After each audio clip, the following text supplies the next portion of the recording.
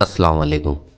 क्या आप जानते हैं जब हम इन मखलूक़ात का ज़िक्र करते हैं, ये मखलूक़ात हमारे नज़दीक आके बड़े गौर से हमारी बातें सुनती हैं। लिहाजा वीडियो स्टार्ट करने से पहले आयतल कुर्सी का हिसार बांध लें। और अगर आप कमज़ोर दिल के हैं तो ये वीडियो आपके लिए नहीं। ये स्टोरी हमारे एक दोस्त ने शेयर की है जिनका नाम मोहम्मद बिलाल है। उनका ताल्लुक़ पाकिस्तान के एक पहाड़ी इलाके से है। तो चलिए ये कहानी उन्हीं की ज़बानी सुनते हैं। अस्सलाम वालेकुम, मेरा नाम मोहम्मद बिलाल है और ये वाक़या मेरे एक करीबी दोस्त उसामा के साथ पेश आया। बदकिस्मती से आज वो हमारे बीच मौजूद नहीं। उसामा पाकिस्तान के एक पहाड़ी इलाके से ताल्लुक़ रखता था। उसको अपने नए घर शिफ्ट हुए अभी 6 माह ही गुजरे थे। उस घर के बैक साइड पे एक पुराना कब्रिस्तान मौजूद था। उसामा एक हंसता खेलता और ज़हीन नौजवान था। ये वाक़या है साल 2001 का। उसामा एक रात प्यास की वजह से नींद से जागा। वो पानी पीने के लिए कमरे में रखे पानी के जग को उठाता है, मगर उसमें पानी मौजूद नहीं था। वो पानी लेने के लिए रूम से बाहर निकला और किचन की तरफ चल पड़ा। वो जैसे ही पानी लेके रूम में वापस आया और जग रखते वक्त उसको ऐसा एहसास हुआ जैसे खिड़की से बाहर कोई रो रहा है, मगर वो खिड़की कब्रिस्तान की तरफ खुलती थी। उसामा ऐसी तजस्सुस में था कि रात के इस पहर कब्रिस्तान में कौन रो रहा है। उसामा ने एक गहरी सांस ली और घबराते हुए खिड़की की तरफ गया और हिम्मत जुटा के खिड़की का पर्दा हटा के देखा तो उसकी नज़र कब्रिस्तान में एक पुरानी कब्र पर पड़ी। जब उसने देखा कि उस कब्र पर एक औरत बैठी रो रही है, खुले बाल, सफ़ेद लिबास में मलबूस, जिसका चेहरा उसके खुले बालों की वजह से साफ नज़र नहीं आ रहा था। उसको तजस्सुस हुआ कि वो जाके देखे, मगर हिम्मत ना हो सकी कि वो रात के इस पहर कब्रिस्तान में जाए। वो पूरी रात सो ना सका। वो यही सोच रहा था कि रात के इस पहर कब्रिस्तान में कौन औरत है जो रो रही है। सुबह होते ही वो कॉलेज में मुझसे मिला और उसने तमाम वाक़या मुझे बताया, मगर मैंने उसकी बात का मजाक उड़ाया और कहा, ये तेरा वहम है या शायद तूने कोई बुरा सपना देखा होगा। मामूल के मुताबिक कॉलेज से फ्री होकर हम अपने अपने घर चले गए, मगर वो दिल ही दिल में सोच रहा था कि ये मेरा वहम नहीं हो सकता।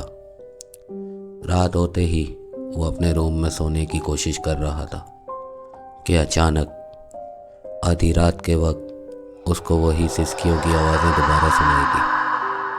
वो घबरा गया और घबराते हुए अपने बेड से उठा और खिड़की की तरफ गया। पर्दे को हटा के देखा तो वही औरत खुले बालों के साथ उसी कब्र पर बैठी रो रही है। उसामा वहीं थोड़ी देर ठहर सा गया, मगर इस बार उसने कब्रिस्तान के अंदर जाने का फैसला किया। अब वो दबे कदमों के साथ सीढ़ियों से नीचे उतरा ताकि घर में कोई जाग न जाए। घर से निकलते ही वो कब्रिस्तान के गेट की तरफ चल पड़ा। उसका दिल घबरा रहा था। उसी असना में वो कब्रिस्तान के अंदर गया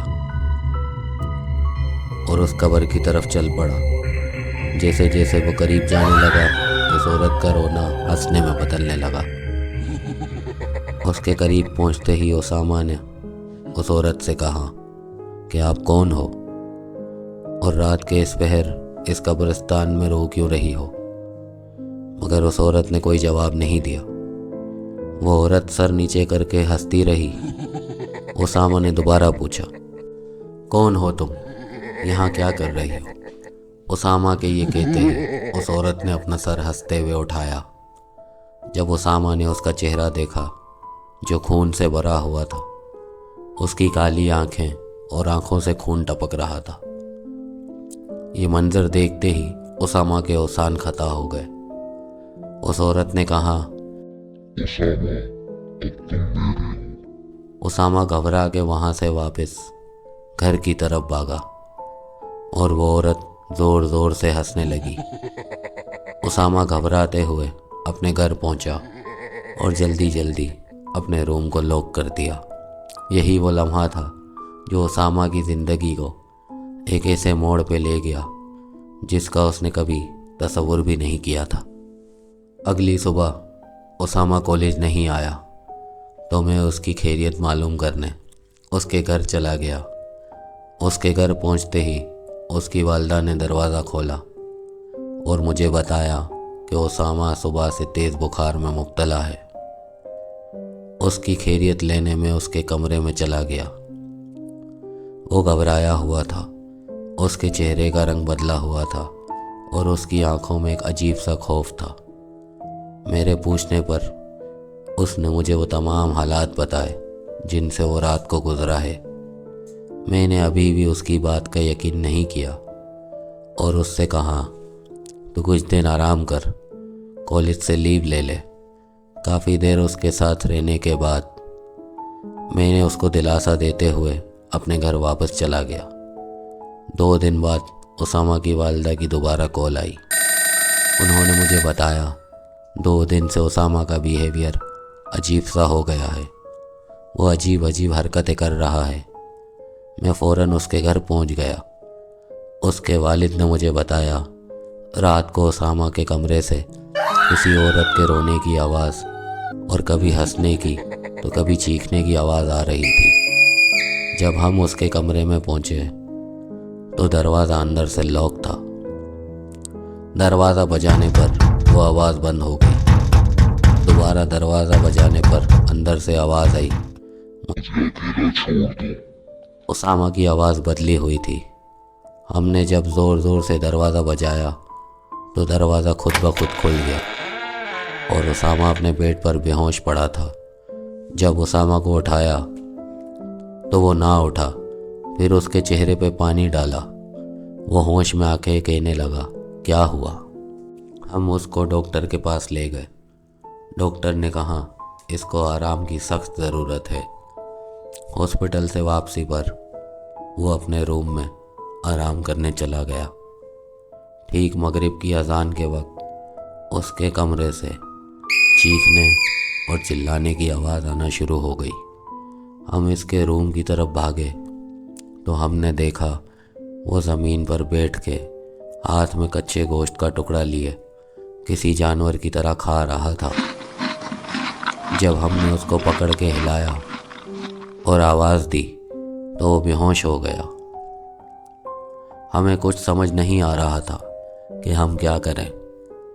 हमने उसको उठा के अपने कमरे में लिटा दिया और उसको बेड पे लिटाने के बाद हम खुद सो गए। रात को 3 बजे के करीब मेरी आँख खुली तो उसामा कमरे में मौजूद नहीं था। मैंने उसकी वालिदा को उठाया और हम उसको पूरे घर में ढूंढने लगे तो अचानक उसके कमरे से आवाज़ आई जैसे कोई भारी कदमों से ऊपर वाले रूम में चल रहा हो। हमने दरवाज़ा ज़ोर ज़ोर से बजाया मगर दरवाज़ा अंदर से लॉक था। परेशान हो के हमने कमरे का लॉक तोड़ दिया। जब अंदर जाके हमने देखा तो मंजर कुछ यूँ था कि उसके कमरे में खून से बने हुए कदमों के निशान थे जो पूरे रूम में चारों तरफ फैले हुए थे और उसामा अपने घुटनों के दरमियान अपने हाथों को बांधे हुए सर नीचे करके ज़ोर ज़ोर से हिल रहा था और अजीब सी आवाज़ें निकाल रहा था जैसे कोई जानवर गुर्रा रहा हो। मैंने डरते हुए उसके करीब गया और आयतल कुर्सी पढ़ के उसको हिलाया। उसने जब सर उठाया तो उसकी आंखें मुकम्मल तौर पर सफ़ेद हो चुकी थी और आयतल कुर्सी के विर्द की वजह से वो ज़ोर ज़ोर से चिल्लाने लगा। उसी वक्त फजर की अजान हो गई और अजान की आवाज़ सुनते ही वो बेहोश हो गया। ये सारी बातें सुन के मुझे उसके साथ पेश होने वाला वो हादसा याद आया जो उसने मुझे बताया था और उस हादसे को मैंने मजाक समझा था। मैंने फ़ौरन वो सारी बातें जो उसने मुझसे शेयर की थी उसके वालिदैन को बताई। ये सारी बातें सुन के उसके वालिदैन घबरा गए।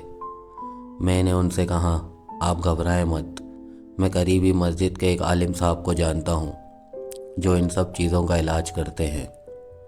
मैं देर ना करते हुए फ़ौरन उनके घर से निकला और मस्जिद की तरफ गया।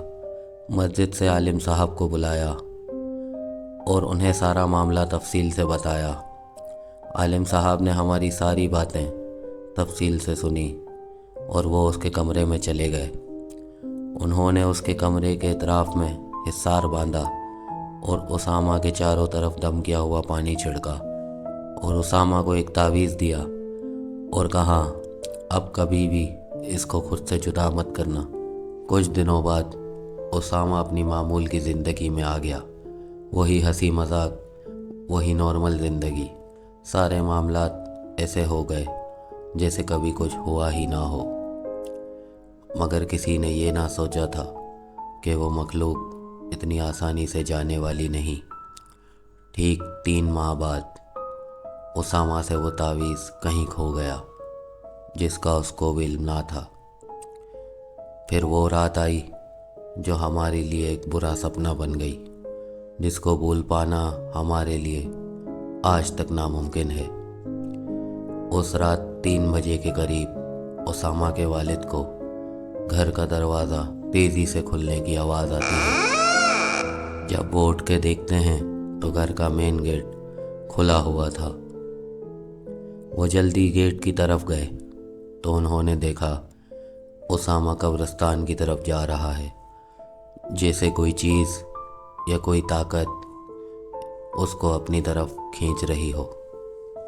वो तेज़ी से नंगे पांव उसामा के पीछे भागे, मगर तब तक उसामा कब्रिस्तान के अंदर जा चुका था। वो उसके पीछे कब्रिस्तान के अंदर गए और ज़ोर ज़ोर से आवाज़ देने लगे, उसामा, रुको उसामा। मगर तब तक उसामा उस कब्र तक पहुंच चुका था और वो औरत उसामा के सामने खड़ी थी। उस औरत का चेहरा देख के उसामा के वालिद वहीं कब्रिस्तान में बेहोश हो गए।